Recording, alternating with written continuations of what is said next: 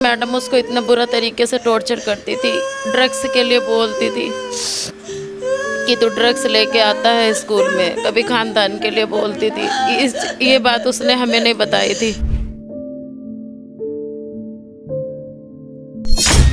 हमें बस नसीब माँ उसकी जो अपने बेटे की बात को ना सुन सकी। मैडम के बारे में बोलता था आके मेरे से कि मैडम मेरे को परेशान करती है, पर नहीं सुना मैंने उसकी बात। जब यहाँ आई तो देखा तो ये गेट बंद था, फिर इसने खिड़की में से झाँका तो दुपट्टा लटक रहा था ऊपर। इनने यो कुंडी तोड़ दी इसकी। जब अंदर बढ़ी तो वो यहाँ पड़ा मिला।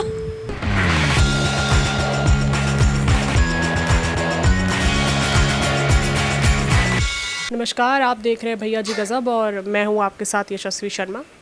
अभी इस वक्त मैं मौजूद हूं कराला गांव में और यहां से खबर आई है कि एक 11th क्लास में एक बच्चा पढ़ता था जिसने आत्महत्या कर ली है।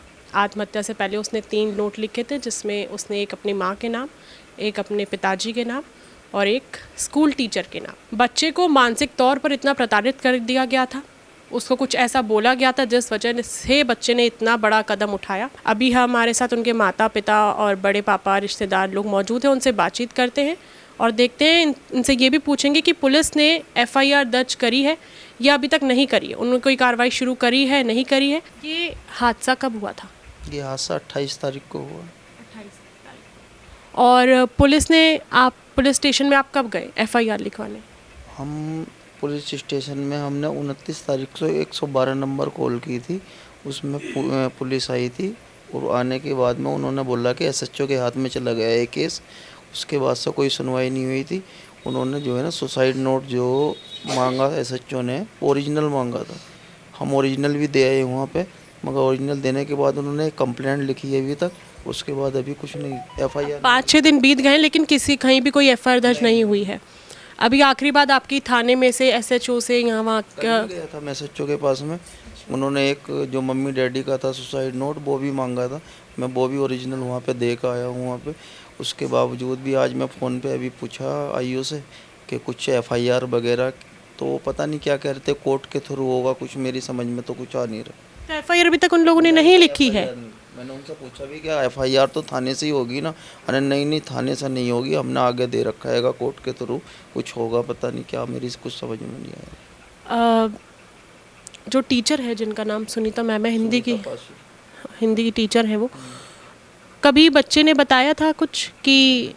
कुछ नहीं बताया उसने, बताता तो हम स्कूल से नहीं निकलवा लेते वहाँ से, या उसके पास उससे उसके एक्शन लेते उसके थ्रू। जो नोट थे अभी मौजूद हैं आपके पास, फ़ोटोकॉपी आप ला सकते हैं। ये दिन आपके लिए सबसे अच्छा होगा ना मैम, आपकी सबसे बड़ी टेंशन को मैं दूर करने जा रहा हूँ, वो भी हमेशा के लिए। कभी आपको लगा था बच्चे को देख के कि वो थोड़ा खोया खोया रहता है, या कभी उसके बिहेवियर में आपको कुछ लगा और बातचीत उसने ढंग से ना करी हो, थोड़ा चिड़चिड़ा लगता हो, या कभी उसने जिक्र करा हो स्कूल के बारे में, स्कूल के टीचर्स के बारे में, विद्यार्थियों के बारे में जिनके साथ वो पढ़ता था? क्योंकि कनेक्शन कहीं ना कहीं तो कुछ होगा जो बहुत सारे सवाल खड़े करता है। अब हुआ था मैडम, सैटरडे को उसके स्कूल से फ़ोन आया था, उसी मैडम का फ़ोन आया था कि आप आओ और आपके बच्चे के बारे में कुछ बात करनी है।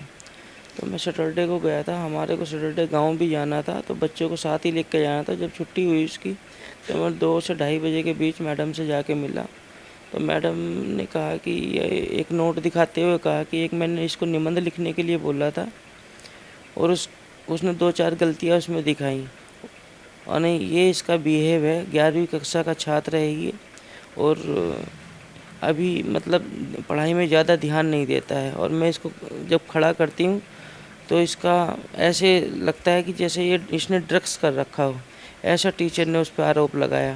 मैंने कहा मैडम ड्रग्स का पता तो माँ बाप को पहले पता चल जाता है, ऐसा तो कुछ नहीं है, मगर कोई बात नहीं है। फिर उन्होंने कहा कि अगर मैं आधे घंटे के बाद इसको क्लास में देखती हूँ तो इसकी एनर्जी हाई लेवल की होती है। फिर मैंने मैडम को बोला, मैडम मुझे 2-4-5 दिन का समय दो, अभी हम गांव जा रहे हैं, मैं इसको समझाऊंगा और इससे बात करूंगा, ये पढ़ाई में ध्यान देगा। क्योंकि हम जैसे गुरु को भगवान का दर्जा देते हैं, तो हम अपने बच्चों को यही कहते थे, गुरु को उनकी बातें सुनो, ध्यान दो उन पे और उनकी बातों को समझो। मगर हमें ये नहीं पता था कि बच्चा ये कदम उठा लेगा। उसके दोस्त वगैरह भी आए थे स्कूल से यहाँ पे डेथ होने के बाद में, वो भी बता रहे थे कि मैडम थोड़ा सा धैर्य को ज़्यादा ही टॉर्चर करती थी। अब बच्चे उसकी खिल्लियाँ उड़ाने लगे थे, वो गिल्टी महसूस करने लगा था अपने आप में। इस वजह से ही उसने ये, जब हम गांव से वापस आने के बाद में उसको अगले दिन स्कूल जाना था, उसने स्कूल जाने से पहले ही ऐसा कदम उठाया। बस वो एक्चुअली क्या है कि उसको थोड़ा टारगेट ज़्यादा ही करा जाता था, और जो आज का बच्चों का समय चल रहा है कि वो अपने आप में गिल्टी महसूस करने लगा था कि क्लास में, कि जैसे स्कूल में जो टारगेट किसी को आप करने लगो तो वो गिल्टी महसूस करने लगा था। और जब उसको ऐसा लगा कि उसके दोस्तों ने ही बताया कि उसको प्रेशर कुछ ज़्यादा ही देती थी मैडम, और उसका स्वभाव थोड़ा सा ऐसे ही था, पुरानी टीचर है स्कूल की, तो थोड़ा सा उसके कनेक्शन भी ऐसे हैं कि उसके कुछ बताया गया है कि कुछ चेयरमैन के प्रति उसने फ्लैट भी दिलवा रखा है उसको। वो किसी भी स्टाफ को निकाल सकती है, किसी को भी रख सकती है, अगर कोई उसके अगेंस्ट जाता है तो उसको वो बाहर निकलवा भी सकती है, उतनी पावर भी है उसकी स्कूल के अंदर। अच्छा उसका रिलेशन है उसके साथ में, तो अच्छे खासे रूट्स हैं उनके स्कूल में। बहुत अच्छे खासे हैं। फिर उसके बाद अब हम कार्रवाई कर रहे हैं, तो कार्रवाई में एसएचओ साहब अगले दिन ही पूरे दिन स्कूल में रहे हैं। उनकी कोई साठ-गांठ उनके साथ हो गई है, बहुत मोटा पैसा खिलाया गया है इनको, अभी तक कोई कार्रवाई नहीं हुई। अभी हमने 1 घंटा पहले ही फ़ोन किया था, तो उन्होंने पता नहीं क्या बताया कि एफआईआर कुछ दूसरा डिपार्टमेंट दर्ज करेगा, तो हमें तो समझ आई नहीं उनकी बातें। अब वो कहते हैं कि आप बैठो, कंप्रोमाइज़ करेंगे। हम कंप्रोमाइज़ क्यों करेंगे? हमारा जैसे बच्चा गया है ऐसे किसी और का बच्चा नहीं जाना चाहिए, उसके लिए हम ये लड़ाई लड़ रहे हैं, और कोई हमारा मेन मोटिव नहीं है। अभी वो स्कूल में आ रही हैं, पढ़ा रही हैं अभी भी? उनको जाने दिया जा रहा है उस स्कूल में? हाँ, सुनने में ही आया है, बच्चों ने भी बताया है कि वो क्लास अटेंड कर रही हैं। उन्हें फुल प्रोटेक्शन दे रखी है स्कूल वालों ने, पुलिस वालों ने। कोई मतलब कोई कार्रवाई की जगह उनको प्रोटेक्शन दी जा रही है। अभी मात्र 4 महीने पहले मेरे बेटे की क्लास की एक लड़की ने भी सुसाइड किया है इसी स्कूल में पढ़ने वाली। हाँ, इसी वजह से हम थोड़ा सा ज़्यादा एक्शन में आए हैं। 4 महीने पहले ही मेरे बेटे की क्लास की लड़की ने अभी सुसाइड किया है। तब भी कोई कार्रवाई नहीं करी गई थी? नहीं, उन्होंने कोई कदम ही नहीं उठाया। उनको पैसा खिला दिया होगा, जो मर्जी किया होगा उन्होंने। जो बच्चा था उनकी बुआ मौजूद है, उनसे बातचीत करते हैं। क्या नाम है? पूनम। पूनम जी, कभी मतलब आपसे बच्चा तो टच हो गई काफ़ी, ठीक है, कभी लगा कि वो ऐसा कदम उठा सकता है? बचपन से वो कैसा था?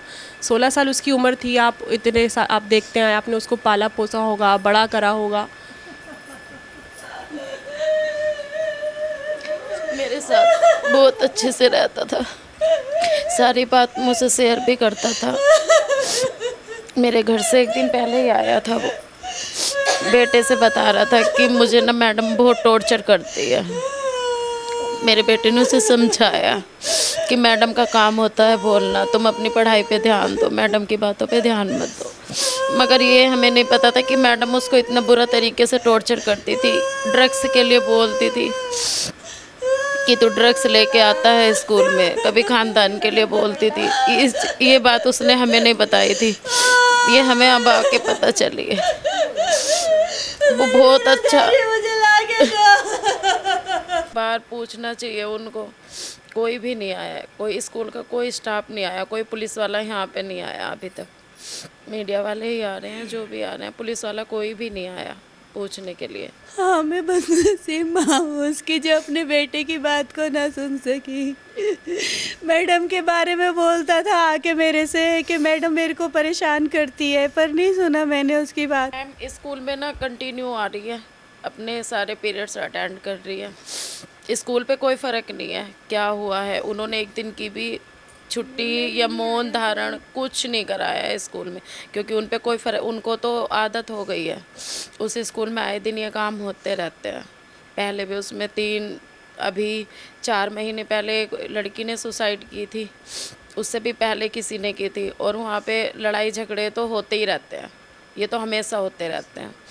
टीचर कोई भी इस चीज़ में कोई एक्शन नहीं लेते, ना किसी को कोई कुछ बोलते हैं, वहाँ पे उनको किसी चीज़ से कोई मतलब नहीं है। आजकल स्कूलों में ना बिजनेस बना रखा है, पढ़ाई लिखाई कोई नहीं है। 10-10वीं क्लास की और 12वीं क्लास की टीचर जो वहाँ पे पड़ी हुई है उन्हीं को उन्होंने टीचर बना रखा है। 4-4 5-5 हज़ार रुपये दे के, और वो पढ़ाने के लिए आती हैं जब जिनको खुद समझ नहीं है वो बच्चों को क्या शिक्षा देंगी। इसलिए ऐसा स्कूल बंद होना चाहिए और उस टीचर को सज़ा होनी चाहिए।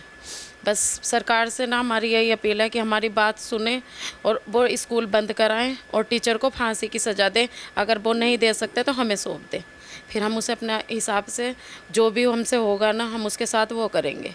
मेरा अपनी ऑडियंस से यही कहना है कि एज अ पेरेंट्स, जिस तरीके का आजकल का माहौल है, बच्चे नहीं बताते हैं तो आप अपने बच्चों से कनेक्टिविटी, एक बॉन्ड बना के रखिए कि कुछ भी अगर होता है उनको जानने की कोशिश करिए कि बच्चा आपको आके बताए कि क्या हुआ है, और आप तुरंत के तुरंत एक्शन लीजिए।